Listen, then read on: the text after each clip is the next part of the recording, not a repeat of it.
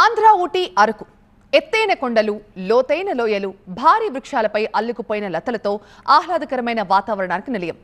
ఇంతటి అందమైన ప్రకృతి నడుమ గాల్లో తేలిపోతూ విహారించేస్తే ఆ ఫీలింగే వేరు అంటారు.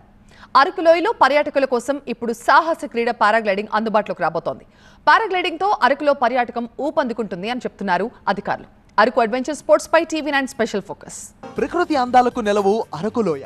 అరకు టూరిజానికే తలమానికంగా నిలిచే పారాగ్లైడింగ్ అందుబాటులోకి వస్తోంది. పారాగ్లైడింగ్ ట్రయల్స్ కూడా విజయవంతమయ్యాయి.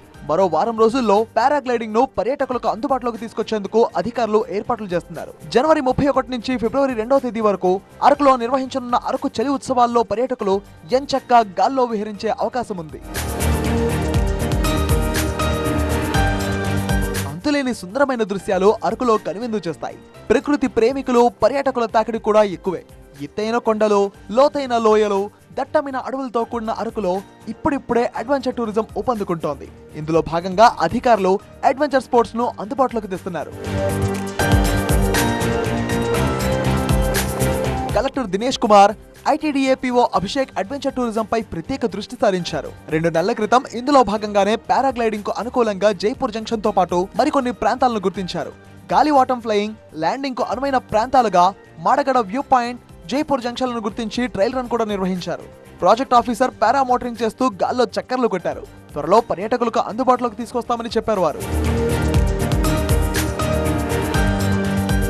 తాజాగా Madagada Meghalakonda sunrise view point దగ్గర పారాగ్లైడింగ్ ట్రయల్ రన్ నిర్వహించారు. ఇందులో భాగంగా పారాగ్లైడింగ్ ట్రైనర్ హిమాచల్ ప్రదేశ్ కు చెందిన విజయ్ సోని నేతృత్వంలోని బృందం ట్రయల్ రన్ నిర్వహించింది. భారత్ తరఫున పారాగ్లైడింగ్ ప్రపంచ కప్ లో పాల్గొని పథకాన్ని సాధించిన తొలి మహిళా పైలట్ అలీషా కూడా పారాగ్లైడింగ్ ట్రయల్ రన్ లో పాల్గొన్నారు. 3 వేర్వేరు ఎత్తైన ప్రాంతాల నుంచి విజయవంతంగా టేక్ ఆఫ్ ల్యాండింగ్ చేశారు Alisha. My name is Vijay Soni. I am from Pune. I run the school, Orange Life Paragliding School in Kamset. I am flying from last 30 years and developing these sports in India. And today we have come here in Arku Valley and we have gone to the site, Margadda Sunrise Point, and we have done the successful test flight there. We have 4 test flight with the top to bottom and some top landing and thermaling. This place has a very good potential for the future in paragliding, as it can be a capital of South in paragliding. But it should be taken properly, step by step to the TED standard. I am there to help you out. मेरा नाम अलीशा है, मैं हिमाचल प्रदेश से हूँ और मैं paragliding 2019 से कर रही हूँ और अभी तक मैं लास्ट 2023 से मैंने कंपटीशन में पार्टिसिपेट करना चालू किया था. सो लास्ट ईयर 2024 में I am the first girl to represent India in world cup and bring the medal for India. और अभी मैं विजय सोनी जो मेरे इंस्ट्रक्टर है ऑरेंज लाइफ में, वहाँ पे मैं अपना ट्रेनिंग कर रही हूँ और इंडिया को रिप्रेजेंट कर रही हूँ. और अभी आज मैंने आरकू वैली में फ्लाई किया तो काफ़ी अच्छा फ्लाइंग था. और next because I am accuracy pilot, तो एक्यूरेसी के लिए मुझे साइट बहुत अच्छी लगी और नेक्स्ट में भी यहाँ पे कंपटीशन भी हो सकता है, बहुत कैपेबिलिटी है. జనవరి 31 నుంచి 3 రోజుల పాటు అరకులో జరిగే చలి ఉత్సవాల్లో పారాగ్లైడింగ్ ను ప్రమోట్ చేసే అంశాన్ని అధికారులు పరిశీలిస్తుండటంతో పర్యాటకులు హర్షం వ్యక్తం చేస్తున్నారు. నా పేరు డాక్టర్ పి శంకర్. నేను క్యూరేటర్గా ట్రైబల్ ఫ్రీడమ్ ఫైటర్స్ మ్యూజియంలో వర్క్ చేస్తున్నాను.